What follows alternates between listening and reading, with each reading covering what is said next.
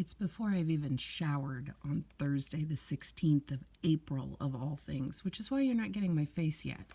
But the very first thing I woke up to this morning was 9 inches of snow on the back patio, and having to go out, as you can see the tracks in the snow, and shake off all of the branches on my trees in the backyard in order to make sure that we weren't going to lose them. I suppose the most frustrating thing about all of this is that I haven't been outside in days, and it's hard to be in isolation without at least getting outside a little bit. Good morning, everybody. Just getting ready to make a little breakfast before I hit my first Zoom meeting of the day, where I'll be meeting with our team to talk about our scenario planning that we'll be finishing up for the day and how we're going to move forward over the next 90 days in best supporting our clients with the really hard, difficult decisions they've got to make.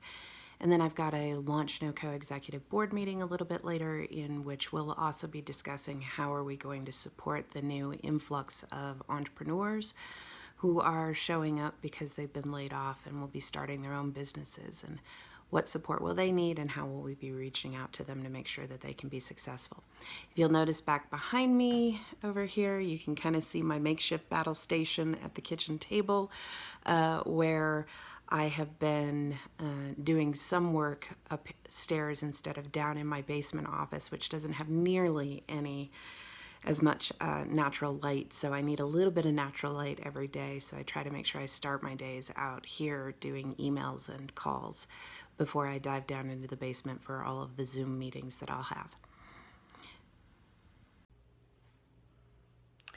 Got through the first couple meetings of the day and spent a little bit of time checking in on what my 16-year-old is planning on doing for the day so that she gets her work assignments done. She's staying for the duration of the pandemic at her father's, so I haven't seen her in weeks, and that's been pretty hard. But she has two step-siblings there who are both close to her in age, and she's desperately an extrovert, so it's important for her to have other kids around her own age. And my husband works at a nursing home, and we don't know when or if he'll bring home something. So it seemed safer for her to shelter in place with her dad for this. So getting ready to move on to the next set of meetings and those sorts of things. We'll probably go up and start the dishwasher because I forgot to do that earlier. There are perks to working from home, so we'll see what that looks like for the rest of the day. One of the questions I'm supposed to be answering for you is, what's hard about this? And I don't think anything can illustrate it more clearly than the phone call I just got off of. Talking with a business owner who is trying to navigate between losing the business and letting go of all of her employees. It's horrible choices like this that we have to help business owners navigate through of you have this horrible situation over here and this horrible situation over here, and how do you navigate some kind of solution or answer down the middle of that road that still fits with your values and your morals, and you can make a decision in which you are actually going to be able to live with.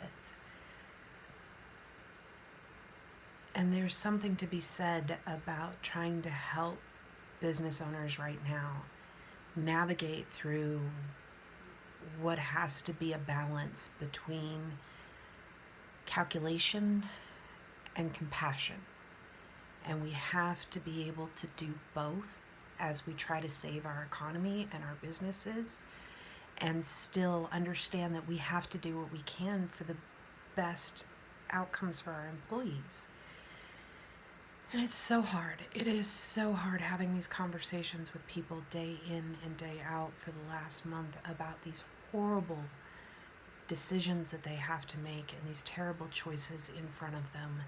And how do they navigate through that without feeling a tremendous sense of failure and that they've abandoned the people that they hired and care so much about? And holding space for those people and helping them walk that path is hard. And it's heartbreaking, and I do it all day long, and I talk to so many of them who are struggling in one way or another. and trying to figure out how do I not necessarily take on all of their pain while they're trying to navigate through their own lives, and hold space for them to make it possible for them to make the best decisions they can. It's hard, and it's the hardest thing I have to do right now, and I do it day in and day out. And because there are so many folks making really awful decisions right now about how their business is going to go, we just keep doing it. So I'm probably going to pop upstairs for a few, put some power ballads on, and sing my heart out to 80s music while I try and put myself in a better mood to head into my next meeting here in about 20 minutes. So it's a little after 1 in the afternoon. Got done with the executive board meeting, finalized a few things for our new website redesign, but more importantly, one of our board members is a SBDC loan consultant right now. And today the news came out that the PPP loans have been exhausted on a federal level. And she's been walking people through their loan applications, and she's absolutely certain that a number of them won't make it in to get any money at all. And so we talked a great deal about how do we help identify other potential areas of capital for folks or relief for folks, and what will that look like for businesses, and how can we help point them in the right direction to other opportunities that might be available to them. And then I went upstairs and had lunch and made dinner actually. Put all of the stuff in the crock pot for creamy mushroom chicken tonight. Let me know if you want that recipe. And I suppose that's probably my silver lining here of this enforced work from home, is that never has my life ever felt quite as much in balance between work and home. I have the opportunity here to clean out a cabinet when I'm trying to pull out my crock pot and realize, yeah, this is a mess. And so I clean out my cabinet and put a few things in the donate pile, and I have a clean cabinet and I have dinner ready. And now I come back down here and I get to work for the afternoon. And I think that that holistic balance that I'm feeling is probably the first time I've ever actually really experienced that. And on the other side of it, my house is cleaner and more cleared out than it's ever been in my entire life. So handy for that, not necessarily something I want to keep moving forward with. I also got things ready for my husband to come home from work today. He is an essential employee as a cook at one of the nursing homes here in Fort Collins, and one of the reasons that we keep incredibly strict isolation protocols at our house. So I don't go out because there are 150 very vulnerable seniors that he serves every day, that if I get sick, he gets sick, and they could potentially get sick. So we're very, very careful about that. And on the other side of that, when he comes home from work every day, he strips down in the garage, leaves his shoes and his jacket in the garage, and his clothes go directly in the wash when he comes home, because we have no idea when or how things might pass between his work and here. So we're as careful as we possibly can. And that means that I just make sure everything's set and ready for him when he comes home in the afternoons. So next up on the agenda for the afternoon, we'll be putting together another couple slide decks for some more webinars that I'll be teaching in the next couple of weeks, and working on a couple of other proposals, and we'll see how the rest of it goes. So if this ever happens again, I think what I'm going to do first is invest in different office furniture. I wasn't prepared to shift from my office at work to my office at home full time. And my office at home hasn't really been designed to be worked in 8 to 10 hours a day. So I find my back and my shoulders get really tense because I'm used to having a standing desk at work. So sitting for 8 hours a day with Zoom headsets on and all of that has been hard on me. And I think that if we were to continue to have to do quarantines, I would definitely want to invest in a standing desk and a separate video camera for Zoom calls, and a couple of other things that might actually make things a little easier to be spending 8 to 10 hours a day in my basement.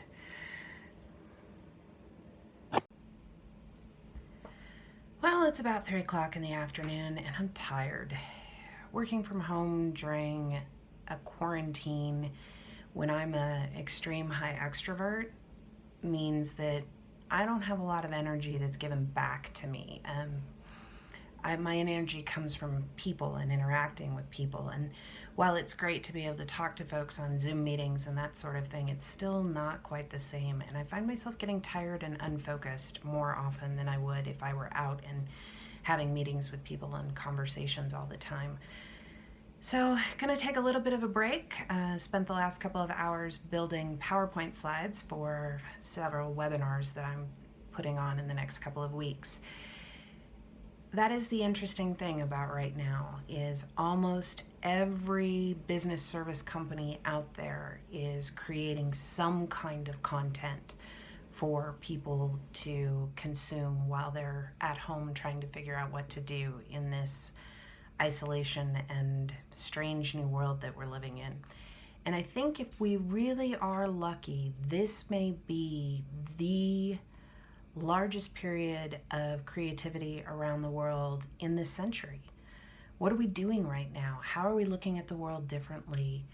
What are the new possibilities that we have? There is so much content being created right now. And some of it probably isn't very good, and some of it is really astounding.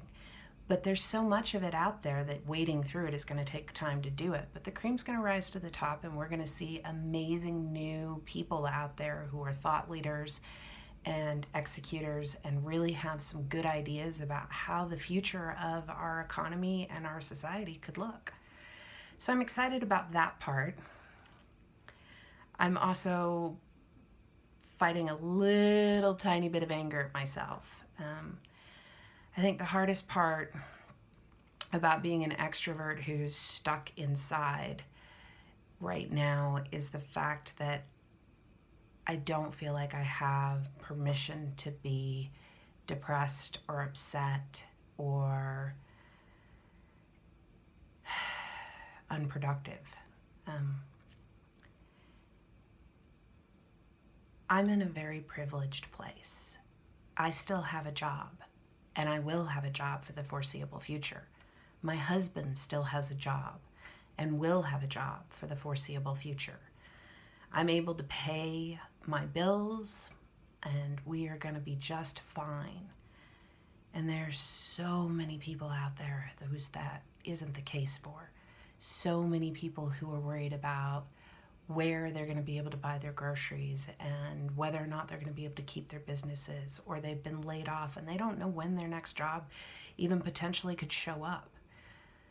And I'm living in a really privileged place right now, and it's really hard for me to feel like it's okay to be sad or depressed or unproductive right now.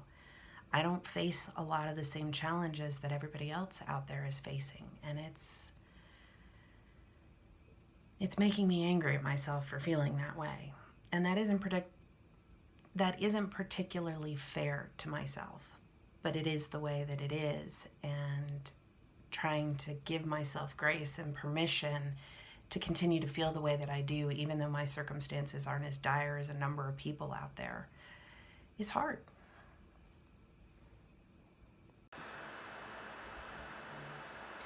It's about 6 o'clock on Thursday, and I've just gotten done with 3 back-to-back meetings. 2 of them were with business owners, talking a great deal about, one, how do you manage a culture in a virtual environment when people are starting to feel a lot of stress and get passive-aggressive. Teams are having a really hard time and struggling now with their own individual personal issues, and then how do you work in an entirely new way in which you've never worked before? And it's causing friction, and people are trying to be really nice, but sometimes that comes across in terms of passive aggressiveness. And so we're trying to figure out how to help her bring the team back together in a way that still feels connected and supported, while recognizing that everything is different for them right now. And then our other leader is really at the moment trying to figure out, okay, we had a strategic plan, and none of that strategic plan is going to happen, so now what?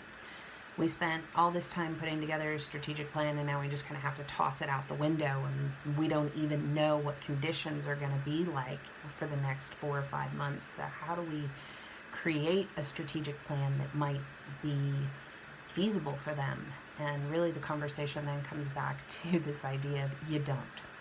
You really just don't. You take it in bite-sized chunks between 60 and 90 days and continue to evaluate the entire time that you're doing that. And that's where scenario planning and revenue modeling and cash flow modeling are really, really important. And so talking through how to do some of that and the tools that you might use and pieces in that. So at the moment, I'm pretty tired. And I would love to go sit out on the patio and have a nice cocktail, but there's 14 inches of snow on my patio right now, so I'm a little ticked off at Mother Nature for making this even harder to be at home without the kind of opportunity to go out and hang out with some folks and blow off the smoke from the day. So I will take my laptop with me upstairs, and probably after dinner while I'm sitting by the fire, answer emails and relax a bit and try and figure out how we continue to support people as they're going through what is, for many of us, the most challenging time of our lives. I was telling my 16-year-old earlier today that I really thought 9/11 was going to be the big thing that my grandchildren or great-grandchildren would interview me about for their school projects, right? It'd be 9/11 and maybe the 2008 recession, maybe. I'm pretty sure that this may have just overtaken both of those things. And it's an odd feeling at times to be a part of history and understand that you are living in a time of tumultuous change, and how we come out of this and everything is going to be different for a while. And it may be different permanently, and it's one thing to recognize that you're living through history, and it's another thing to actually survive through history. And I think I struggle at times with both of those things as to how do you do the day-to-day things that you have to do in order to survive, but also try and take the time to step out and reflect on the larger picture and what good we can possibly have come out of this, and how we might have an opportunity to rewrite the way things work so that more people have opportunities and inclusion and the ability to control their revenue streams and their time so that they are happier and healthier and better at being whole humans. And that's when you start to realize that, my gosh, pandemics and isolation and all of these things make you think a little too much and a little too deep sometimes. But if we don't do that, will we have the outcomes that we want at the end of all of this? And I don't think that we will.